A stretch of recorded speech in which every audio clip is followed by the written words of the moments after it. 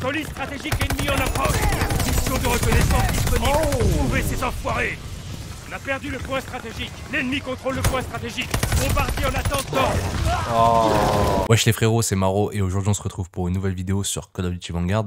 Alors, pardonnez ma voix exécrable, hein, c'est tout simplement parce que je sors d'une maladie, donc j'ai le timbre de voix un peu bizarre. J'espère que ça rendra pas trop mal à l'audio. On change totalement de format de vidéo. Aujourd'hui, il n'y a que du gameplay, pas de facecam. Vous pourrez contempler l'étendue de mes skills sur la licence Call of Duty en espérant que ça vous impressionne. Enfin bref, avant de parler de Vanguard, je vais grossièrement aborder mon point de vue sur la licence Call of Duty en globalité. Personnellement, c'est une licence que j'ai commencé avec World at War. J'ai kiffé de World at War à Black Ops 3.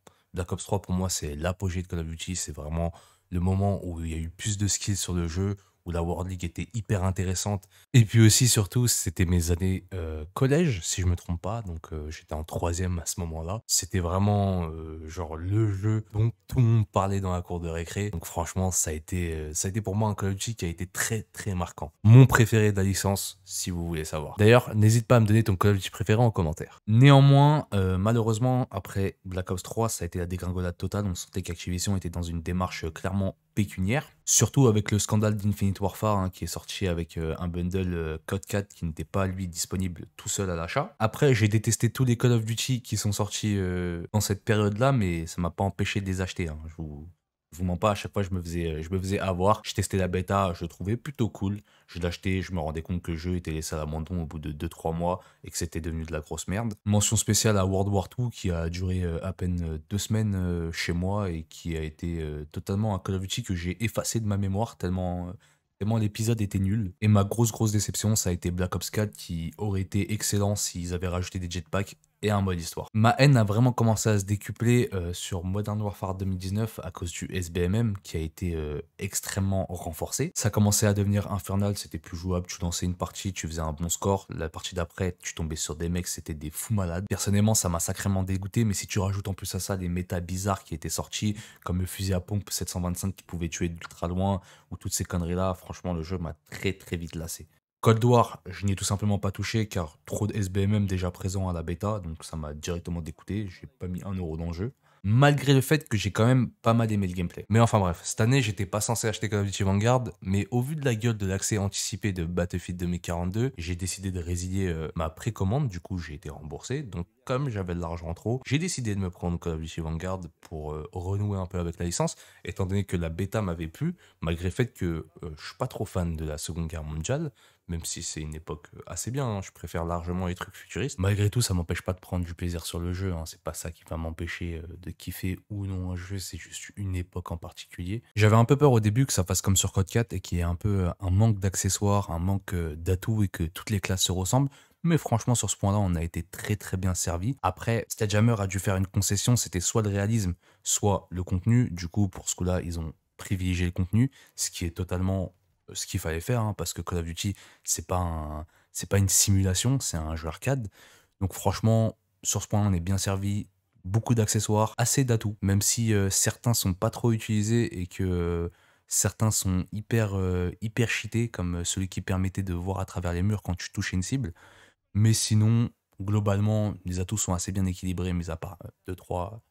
Le reste, ça fait largement le taf. Au niveau du gameplay, le jeu est tout bonnement excellent, c'est-à-dire qu'on a affaire à un gameplay assez rapide, assez nerveux, on peut jouer bien agressif. Et en même temps, le gros point fort de ce genre de gameplay, c'est que les gens qui ont l'habitude de camper s'essayent quand même au rush et toutes ces conneries-là, ce qui rend les parties moins toxiques, en quelque sorte, même si, bien sûr, il existe encore des gens qui abusent un peu de ce genre de choses. Je trouve que globalement, le fait d'avoir un gameplay assez rapide, ça permet moins la camp et puis de toute façon, ça les avantage moins à rester sur place. Maintenant, au niveau du recul des armes, de toutes ces conneries autour des accessoires, franchement, c'est pas bien compliqué à comprendre. Le recul, il est très bien foutu. Il y a moyen d'apprendre les patterns assez facilement. Il n'y a pas besoin de se casser la tête à faire des tableaux Excel pour savoir si oui ou non ton arme va pas bouger. Non, franchement, honnêtement, sur le gameplay, il n'y a pas grand chose à dire, hein. C'est un très bon Call of sur cet aspect-là. Le seul petit truc qui pourrait rébuter certains, c'est le fait que ils ont tout réutilisé de Modern Warfare 2019.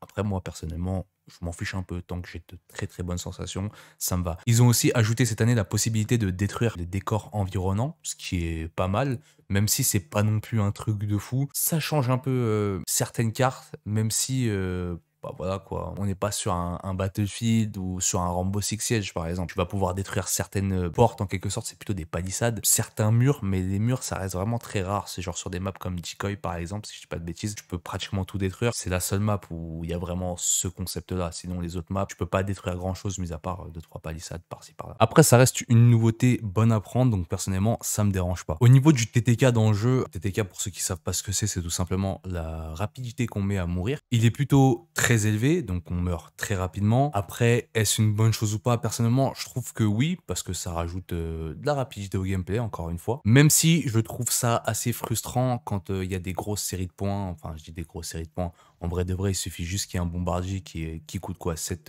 élimination, pour que tu te rendes compte que tu vas mourir assez souvent dans le jeu. Mais comme a dit Monsieur V12, ça fait partie du jeu, en vrai de vrai, de mourir pendant ces parties. Faut l'accepter. Faut vraiment l'accepter quand tu joues à Vanguard. Faut accepter que tu vas quand même mourir dans tes games. Après, tu peux bien sûr feeder, mais ça rend la chose un peu plus difficile forcément parce que le TTK est quand même assez élevé. D'ailleurs, pendant qu'on est sur les séries de points, faut savoir que dans le jeu, les séries de points sont quand même très fort. Surtout le lance-flamme, les chiens et le bombardier, c'est vraiment genre tout ce que les gens jouent. C'est un peu abusé. Il y a aussi beaucoup de gens qui jouent mortier, mais ça vous le verrez plus sur des petites maps. Je trouve le mortier un peu bizarre, un peu abusé parce que bah déjà il y a une grosse zone d'effet, ce qui est pas normal hein, parce que ça devrait être assez restreint vu que c'est un mortier. Là, ça a une très grosse zone d'effet. Ensuite, ça dure très longtemps, ça fait super mal et bah forcément quand tu le places à un certain endroit de la map, bah ça peut carrément bloquer une partie de la carte et sur des petites cartes comme Das House, t'es vite débordé quand un mec abuse avec son mortier. Le bombardier, c'est un peu pareil, hein, il fait des passages où des fois il te lâche des petits 8 kills comme ça d'affilée alors que le truc coûte que cette élimination. C'est pas vraiment très équilibré en fait. Et au niveau du lance-flamme, personnellement, je trouve que la série est assez OP, mais que sur certaines cartes. Après, le lance-flamme, voilà, j'ai envie de te dire, ça reste contrable, ça reste destructible. Tandis que tout ce qui est bombardier, mortier, là, c'est des trucs, bah, c'est pas vraiment contrable en vrai. Au niveau des chiens, je sais qu'il y a eu un glitch dernièrement.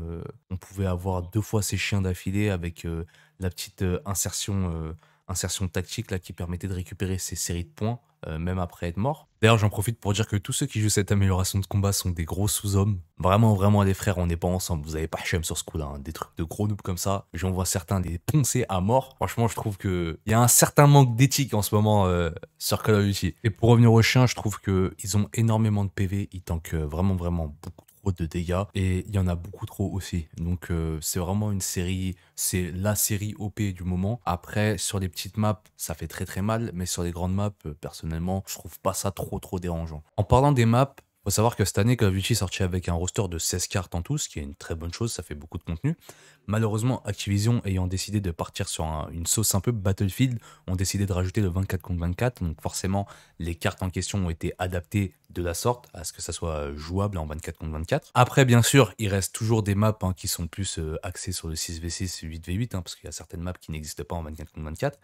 Mais malheureusement, quand par exemple tu lances une partie en 6v6 ou en 8v8, tu peux tomber sur des grandes maps qui ont tendance à avoir un milieu de cartes en open field total, ce qui est hyper chiant. Personnellement, ça a créé une espèce de frustration chez moi qui fait que je joue vraiment que sur les petites cartes. Je joue sur Das House et Shipment en général. Je ne joue pas à autre chose parce que ça me fait vraiment chier de tourner 20 minutes pour tuer 3 mecs. Après, en ce qui concerne le contenu du jeu, personnellement, je trouve qu'il est assez bon. Il y a quand même beaucoup de choses qui ont été faites. Malheureusement, il y a beaucoup de choses qui ont été réutilisées aussi de Modern Warfare 2019. Après, est-ce une bonne chose ou non? Ça, c'est à vous de juger encore une fois. Personnellement, moi, ça me dérange pas. Mais en tout cas, ce qui me plaît beaucoup, c'est qu'actuellement, les devs ne laissent pas le jeu à l'abandon. Ils continuent à sortir des choses dessus. On a l'impression d'avoir du nouveau contenu assez souvent. Là, il y a eu 3 cartes qui sont sorties avec l'arrivée de la saison 1. Honnêtement, je trouve ça bien. Après, il faut voir sur la durée. Hein. Gardez en tête que ça fait que 2 mois que le jeu est sorti. Maintenant que tout ça s'est dit, on va passer à la méta et à la communauté. Au niveau de la méta,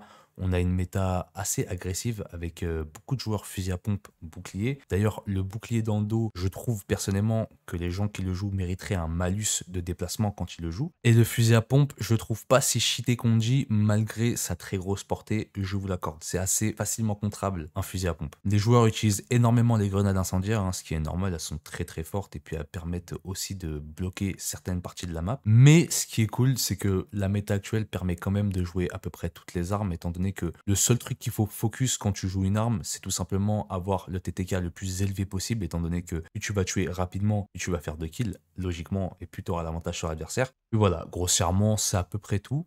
Au niveau de la communauté, je la trouve un peu moins toxique. De toute façon, la toxicité va forcément baisser dans le jeu, étant donné que les joueurs console jouent dans des parties vocales, donc n'entendent pas le lobby, et les joueurs PC mutent la moitié du lobby pour entendre leur mutu sur Discord. J'ai pas croisé de hackers, j'ai pas croisé de cheaters pour l'instant. J'ai croisé des mecs qui glitchaient, mais j'ai pas croisé de mecs qui trichaient à l'aide d'un logiciel tierce.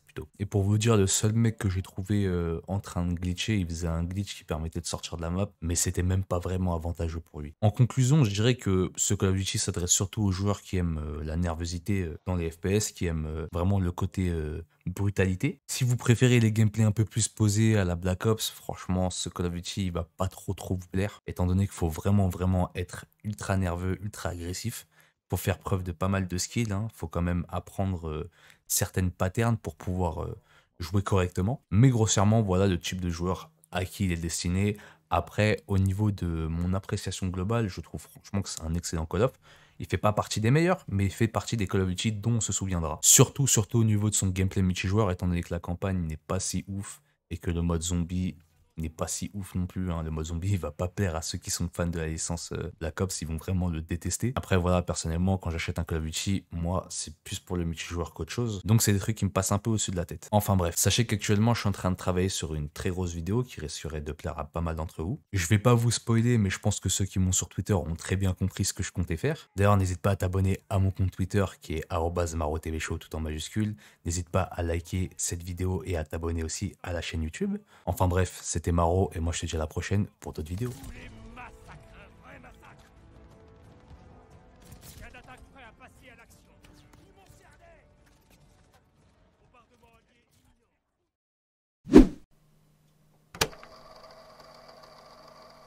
imminent.